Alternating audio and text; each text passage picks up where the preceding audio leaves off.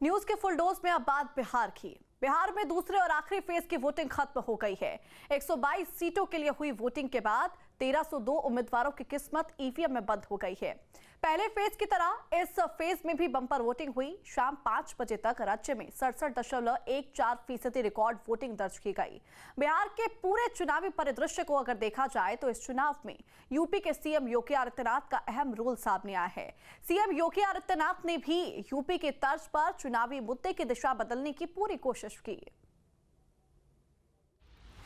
बिहार की चुनावी जंग खत्म हो गई। दूसरे और आखिरी फेज में भी पहले फेज की तरह मतदाताओं ने बम्पर वोटिंग की। दूसरे फेज में 122 सीटों पर वोटिंग हुई। कुल 1302 उम्मीदवारों की किस्मत ईवीएम यानी इलेक्ट्रॉनिक वोटिंग मशीन में बंद हो गई है। इस बार बिहार का चुनाव काफी दिलचस्प देखने को मिला। यहाँ महागठबंधन और एनडीए में कांटे का मुकाबला देखने को मिल रहा है। इस बार महागठबंधन ने तेजस्वी के चेहरे पर चुनाव लड़ा, यानी महागठबंधन ने तेजस्वी को बतौर मुख्यमंत्री उम्मीदवार घोषित कर दिया। साथ ही वीआईपी के मुकेश साहनी को डेप्यूटी सीएम के पद का उम्मीदवार बनाया।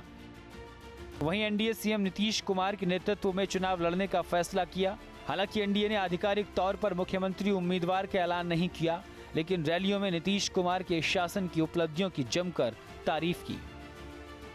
वैसे इस बार बिहार चुनाव में यूपी के सीएम योगी आदित्यनाथ का जादू भी देखने को मिला। यहाँ सीएम योगी की खूब डिमांड रही। एनडीए के स्टार प्रचारक के रूप में सीएम योगी आदित्यनाथ ने महज 10 दिनों में 31 चुनावी कार्यक्रम किए, जिसमें 30 रैलियां और एक रोड शो शामिल है। इन रैलियों के जरिए सीएम योगी ने बीजेपी, जेडीयू, एलजेपी, रामविलास, हम और राष्ट्रीय लोक मोर्चा के कुल 43 प्रत्याशियों के पक्ष में वोट की अपील की। साथ ही विपक्ष पर भी जमकर हमलावर दिखाई दिए। सीएम योगी आदित्यनाथ ने 16 अक्टूबर को बिहार का चुनाव प्रचार शुरू किया था और 10 दिनों में राज्य के कई जिलों में रैलियां की। सीएम योगी का ज्यादा जोर सिवान जिले में रहा, जहां कभी बाहुबली शहाबुद्दीन का दबदबा रहा करता था। इस बार वहां शहाबुद्दीन का बेटा चुनाव लड़ रहा है, जिसे लेकर सीएम योगी ने जमकर निशाना साधा। उत्तर प्रदेश में तो हमने बुलडोजर से रौंद रौंद करके इन माफियाओं की कचमूर निकाल करके उत्तर प्रदेश की धरती से जहन्नुम के रास्ते उनके खोल दिए हैं। दरभंगा में उन्होंने रोड शो कर एनडीए प्रत्याशी के लिए समर्थन मांगा। सीएम योगी जिस जिले में गए, वहां जनता का उत्साह देखते ही बनता था। कहीं लोग छतों पर चढ़कर तो कहीं पेड़ों और दीवारों पर खड़े होकर सीएम योगी का दीदार करते नजर आए। सीएम योगी आदित्यनाथ इन चुनावों में एनडीए के लिए सबसे ज्यादा डिमांड वाले स्टार प्रचारकों में रहे। सीएम योगी ने अपनी सभाओं में बताया कि यूपी में अपराध के प्रति जीरो टॉलरेंस नीति ने कैसे माहौल बदल दिया और निवेश बढ़ाया गया। मुख्यमंत्री योगी आदित्यनाथ ने कांग्रेस आरजेडी गठबंधन को हर जनसभा में कोसा और बिहार के लोगों को जंगल राज की याद दिलाई। इसके साथ ही उनका यूपी का विकास मॉडल धार्मिक पर्यटन के साथ अच्छे निवेश पर भी फोकस रहा। उन्होंने कहा कि विपक्ष ने बिहार को जंगल राज और भ्रष्टाचार में डुबोया और वे अब फिर सत्ता में आने का सपना देख रहे हैं।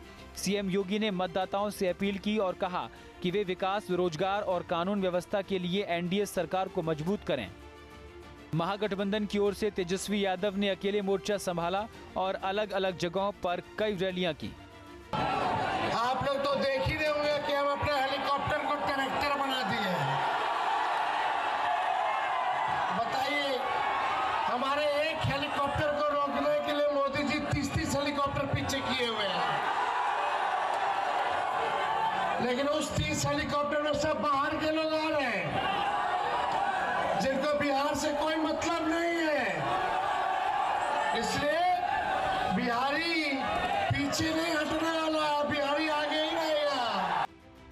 दूसरे फेज की वोटिंग के दौरान तेजस्वी ने सोशल मीडिया एक्स पर पोस्ट डाला और कहा कि हार को अब RRR यानी कि रिजल्ट, रिस्पेक्ट और राइस चाहिए। उन्होंने दावा किया कि जनता इस बार फैसला विकास और रोजगार के मुद्दे पर करेगी। चुनाव प्रचार के दौरान महागठबंधन की ओर से यूपी से अखिलेश यादव समेत समाजवादी पार्टी के कई नेता प्रचार के लिए बिहार पहुंचे और कई रैलियां की।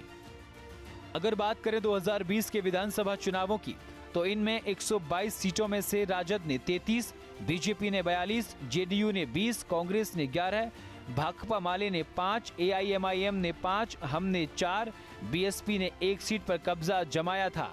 एक सीट पर निर्दलीय उम्मीदवार ने जीत दर्ज की थी। अब देखना है कि इस बार कौन कितनी सीटों पर जीत हासिल करता है। सवाल ये भी है कि बिहार में योगी फैक्टर कितना कारगर होगा। Team news state. जहां भक्ति है हर शब्द में, कथाओं में छुपे हैं दिव्य रहस्य और ज्योतिष देता है जीवन को दिशा। धर्म से जुड़ी हर बातों को जानने के लिए हमारे चैनल स्तुति को सब्सक्राइब करें। चैनल पर जाने के लिए इस लिंक पर क्लिक करें।